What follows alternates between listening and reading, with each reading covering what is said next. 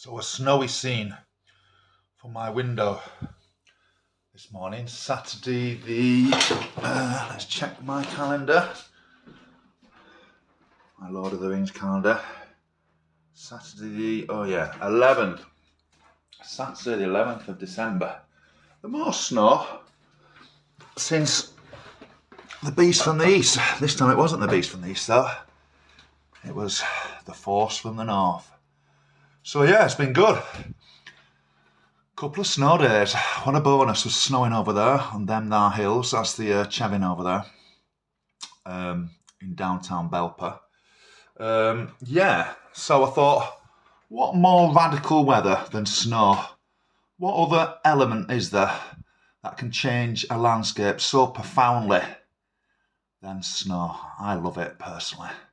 So that's going to be the theme of today's walk, snow, celebrating snow. Now, I was going to go hiking over the hills to Wirksworth and go to our tallest place around here, highest place around here, Alport Heights, but Friday night drinks, that same old sad old story has interfered with that, so I'm not going to do that.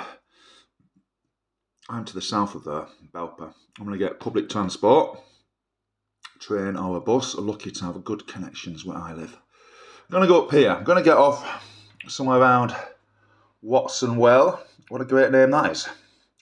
Then I'm going to walk down Comfort Canal. Can't quite see what I'm doing here. I'm going to go up these woods anyway. It's a good little walk this, done a few times. Up to Crich. Then up to the Memorial Tower, which is there. Which is a massive 286 metres above sea level. Going to take in the views around there. I'm sure it'll be a winter paradise. And then back down through these woods here. Lovely woods these are. Quite Chase Woods. Shining Cliff on the other side. Well known for people around here. Drop down through these woods. Finishing off at Ambergate. Well, I'll get a bus or a train home. I want to bring me ski goggles today. I went and walked yesterday. Connect with the sun. I thought I was going to get flipping snow blindness. So yeah, I'm going to wear these today. Oh, here's a nice snowy scene.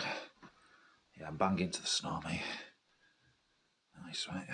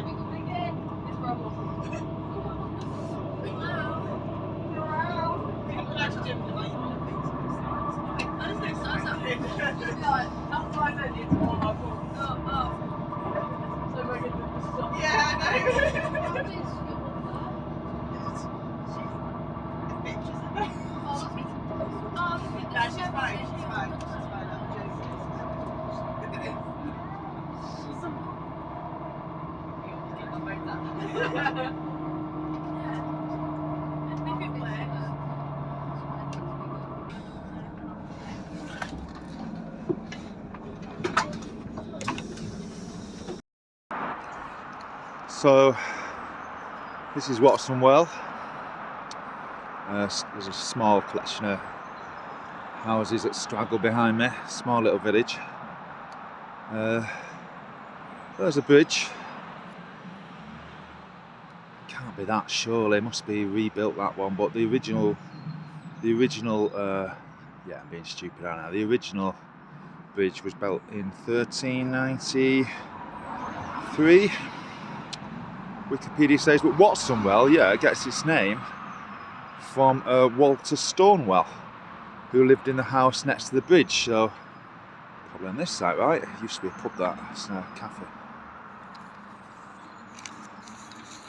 This area is all kind of D.H. Lawrence country as well. A radical writer, if ever was one. And there's this nice, lovely description. I love D.H. Lawrence, I love his writing. And there's a lovely description in Sons and Lovers, which is published in 1913, where the two main characters, Paul Morell and two of the main characters, Paul Morell and Miriam, went on a day trip, walking trip, and it reads: "They went on miles and miles to Watsonwell. All the food was eaten, everybody was hungry, and there was very little money to get home with.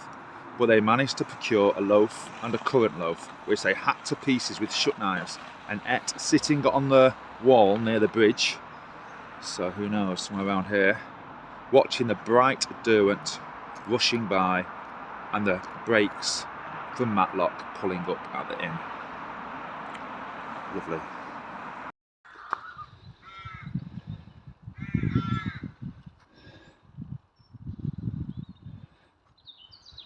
I'd love to see a grass snake.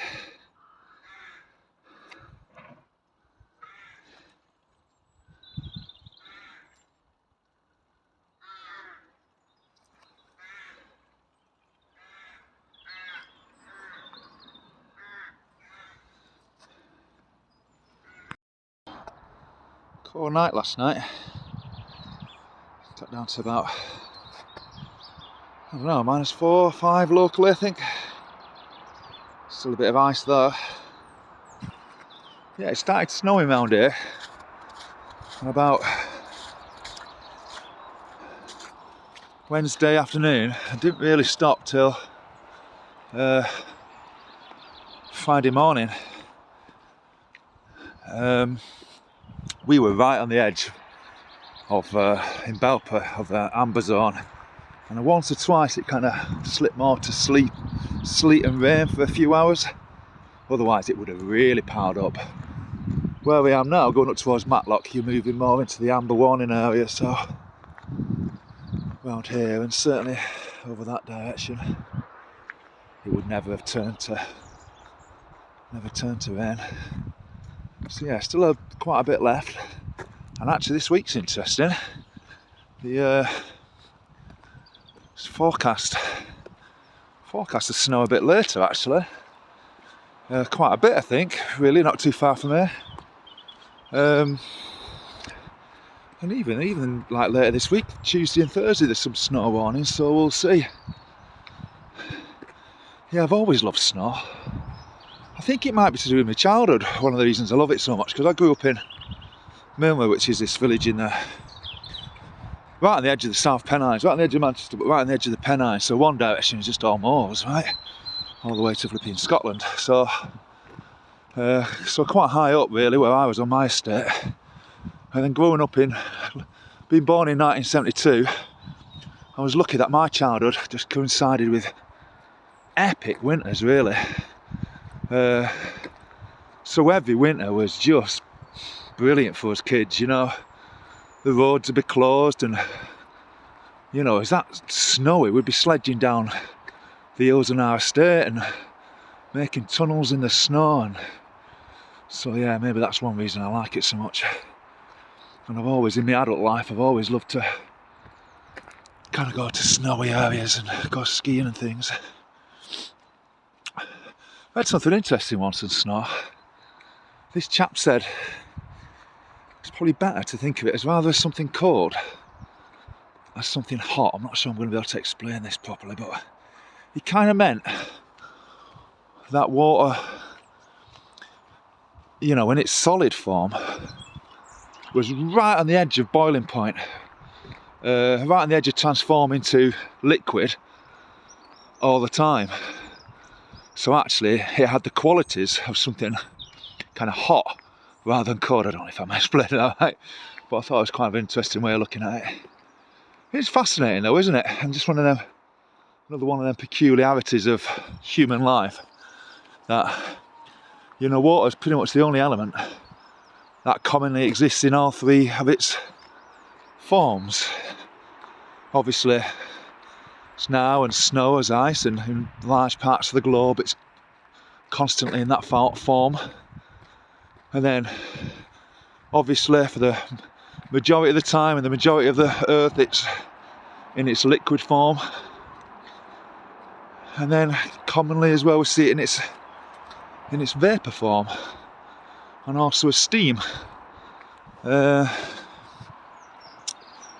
So yeah, and without that, of course, without those properties, life wouldn't be able to exist as we know it. So I've left the canal now, I'm going to start walking up, gaining height right up to the top.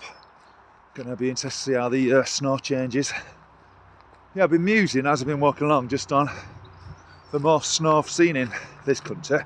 And for me, I think it's still my childhood that rules the roost. Even though we've had a couple of good events in recent years with the Beast of the East and that, but nothing on what I saw as a kid. I think for me, I mean, it's hard to be sure, but maybe it was a winter '79, I was 7 years old. Maybe. We had a lot of good winters then, though, in the early 80s, so it could have been slightly later than that. But I think the biggest event I saw was it snowed that much that there's a road at the top of my estate I lived in, the highest bit of the village really,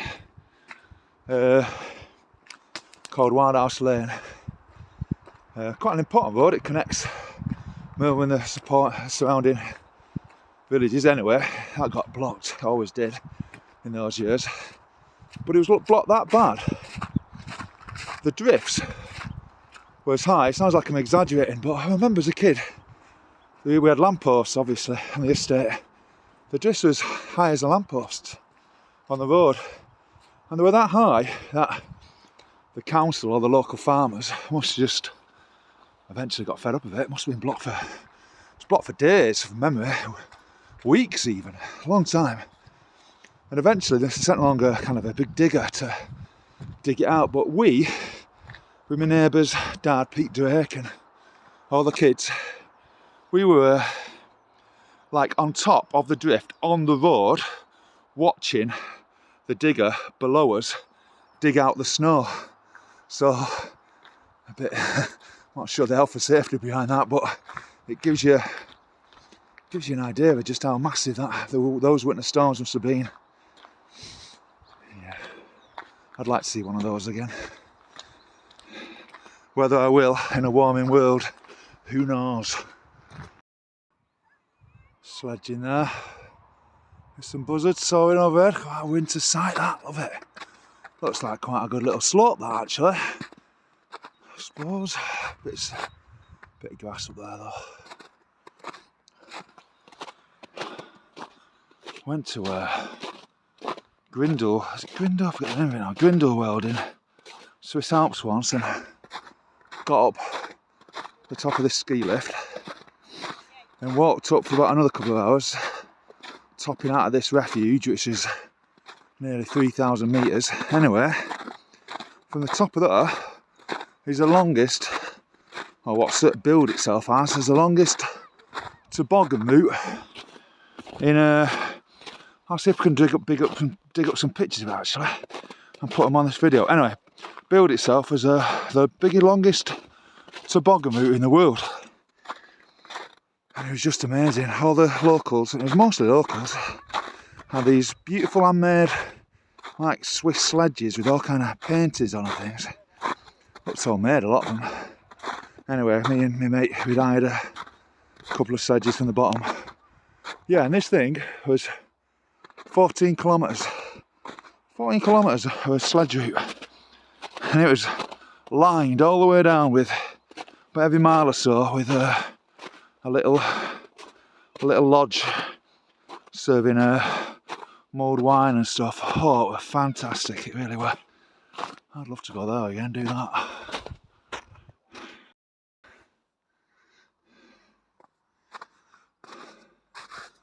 So as the sign tells you, we're coming up to the Crich Memorial here, built after the oh, I'm just struggling to get around here, no ice. Built after the First World War for the to commemorate the members of the Sherwood Foresters who died in World War I. But of more interest to me today are these drifts. These are the biggest, I don't know if you can get it on this, but these are the biggest drifts I've seen in a good while. So Just trying to think then, I don't know, it'll be years I think. Yeah. So I've still got a bit to go. Oh.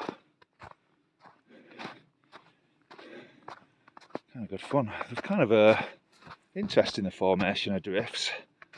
Kind of complex play of wind, isn't it? And like sand dunes, I suppose. Someone somewhere will have mapped out some kind of algorithm for it, I imagine.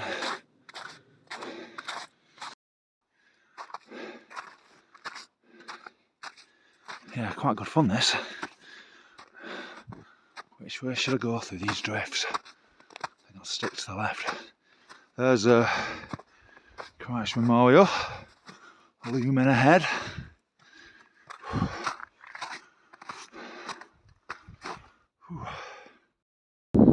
So I've had it. That's Crich Memorial.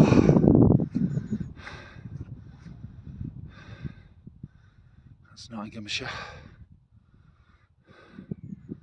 Southwards to Leicestershire. Everywhere you look though, even in the far distance, far away into Leicestershire, they're still white, so scraps of green, certainly in the valley bottoms. I mean, even up here there's a slow thaw. I don't know what the freezing level is today. Over this way, coming up to the tree here.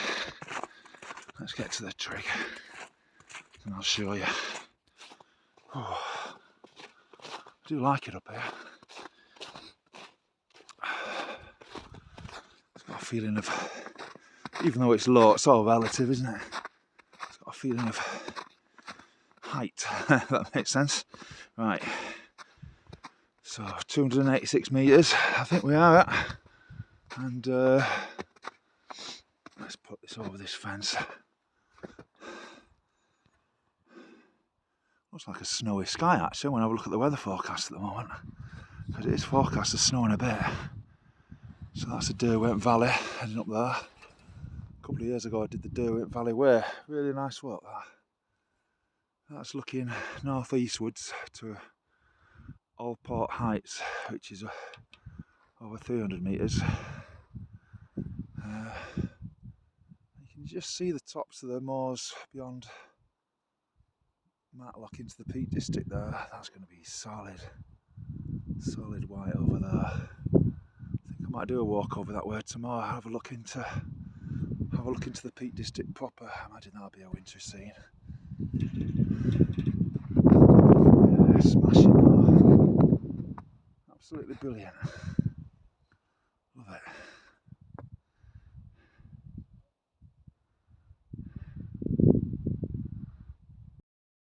So I'm going to head down now into the valley again. You can see the near church steeple there, if you can pick it out. About half a mile, 3/4 of a mile away across the fields. That's Crich. And earlier I read an extract from Sons and Lovers, where Paul and Miriam came to Watson Well. But before that, they came through here on this walk. And he wrote, "At last they came to the straggling grey village of Crich that lies high." Yeah, I think that description still fits today.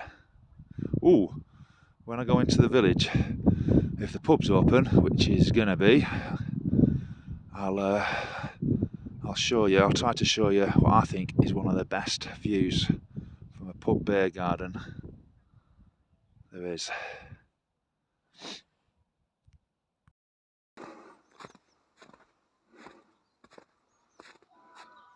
Good sign that. Right, let's have a look at this steep drop. So I couldn't show you the beer garden because, yeah, let's have a look at this view. Isn't that great? The view I was going to show you from the beer garden, pretty much this really. Drops off here. I think there's a quarry here. This is a limestone. This is an outlying bit of limestone where Crich stands on. Same geology as the White Peak District. I think they could easily have extended the Peak District when they were drawing up the plans. that hill over there, that's in the peak. Oh, no, that's still just out, I think. Anyway, yeah, I think they could have easily extended the Peak District when they were doing it originally to over this side. Anyway, they didn't. Yeah, she was telling us, lovely view that, isn't it? Looking eastwards. Yeah, the bar girl was telling us that that the beer garden were closed, all the benches had been sold off, along with, they were no longer doing food because all that had been sold off. Because unbeknownst to me, shows how oblivious I am, the pub closed last summer. I seem to remember going in it last summer. I must have just done it just before. Anyway, went into liquidation. The owners just flogged everything. It didn't open up until just before Christmas. It's just doing beer now. So, well done her. I'm really glad it opened up again. Crich needs a pub in the centre, and that's the only one. Right, I'm just gonna go over this little ridge here, and then I'm dropping down into the woods over there. So dropping down into the valley now. That line of trees we hit, it's like a ridge line, and the wood, Crich Chase, just drops off. Yeah, good bit of wood. But that'll probably be it for me today. Yeah, really enjoyed today. What a treat to go walking in the snow. Who knows the next time I'll have a chance to do this? Maybe tomorrow morning, because I think it's going to snow tonight up here, but then it's really mild tomorrow, so after that there's going to be a thaw on, at least for a few days. Who knows? We'll be lucky to have another, well, we'll be very lucky to have another shot like this, I'd say, before next winter. But here's hoping that's next winter's a big one, and I'll have lots of chances to do this again. So yeah, thanks for watching. I really enjoyed it. I don't think it's going to be too long till there's another one. In fact, strike day this week, couple of strike days. I'm off down to London. That could be a radical walk, who knows, for a demo. And Thursday, school's closed. So yeah, I've got a couple of ideas for then. So yeah, thanks for watching. Talk to you soon.